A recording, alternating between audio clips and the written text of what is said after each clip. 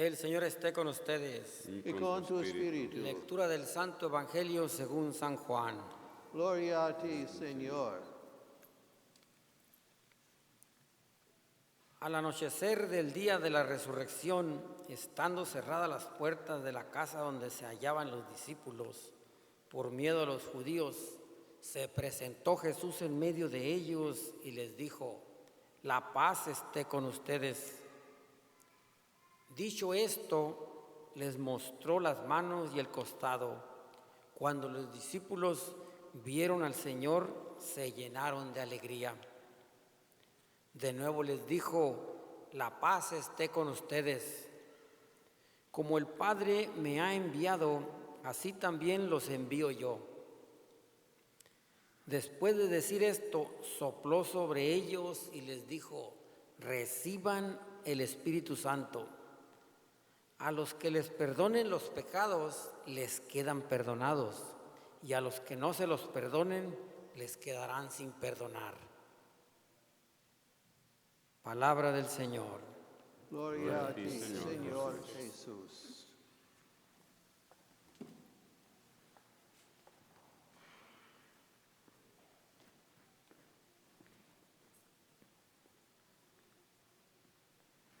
El Evangelio de hoy nos habla, y la primera lectura y la segunda también, del Espíritu Santo. Por eso hoy se celebra Pentecostés.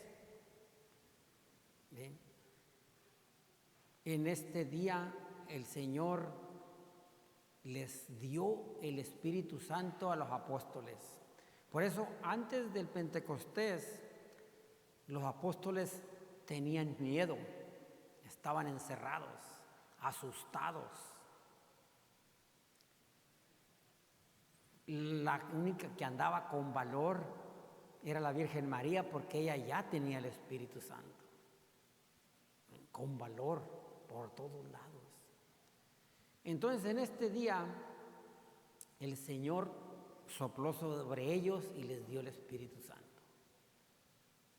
Y después de estar encerrados, salieron con valor a evangelizar y a ser testigos del poder de Cristo, a anunciar el Evangelio.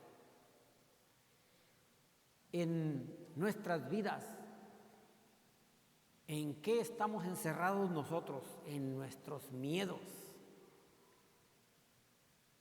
Podemos estar encerrados en algún vicio o en un pecado del cual no queremos salir. ¿Y qué pasa si nosotros ya fuimos bautizados? Dios nos dio el Espíritu Santo. Cuando tú fuiste bautizado y yo y todos, ahí nos dio el Espíritu Santo. Pero ¿qué ha pasado? ¿Por qué seguimos teniendo a veces esos miedos? Miedo de hablar de Dios, de Cristo, miedo de vivir la palabra de Dios, miedo de hacer una oración. Tú vas al restaurante y tienes miedo con la gente, darle gracias a Dios por el pan de cada día. Muy poca gente. Hace una semana fuimos mi esposa y yo y miramos a una familia dándole gracias a Dios. Y me dije mi esposa: mira, dice, es muy raro ver a alguien que le dé gracias a Dios en un restaurante, porque les da miedo, les da vergüenza. ¿Qué pasa? ¿Saben por qué? Porque no alimenta uno al Espíritu Santo. Si tú no alimentas al Espíritu Santo, te va a dar miedo. ¿Cómo lo alimentas? Leyendo la palabra de Dios, con la oración, luchando por practicarla, para poder tener valor y que el Espíritu Santo esté fortalecido y que tú seas una persona que con valor viva la palabra de Dios, con valor en su propia persona renuncie al pecado, que con valor y amor puedas tú perdonarle a alguien que te ha ofendido. Pero se necesita que alimentes al Espíritu Santo. De ahí en adelante los apóstoles oraban. ¿Qué más? Ellos la Biblia la tenían en su corazón porque Jesús se las había predicado. Oraban y luchaban por practicar la palabra de Dios. para seguir alimentando el Espíritu Santo. ¿Qué pasa si tú tienes tu perrito en la casa y no lo alimentas? No le das sus treats, no le das nada. ¿Qué pasa? Se va a debilitar y hasta se puede morir. En nuestra vida, si nosotros no alimentamos eso que Dios nos ha dado, que es el Espíritu Santo, también espiritualmente vamos a estar como muertos. No nos animamos a nada de lo que es de Dios, porque la fe se va opacando, porque tú y yo necesitamos ser alimentados espiritualmente.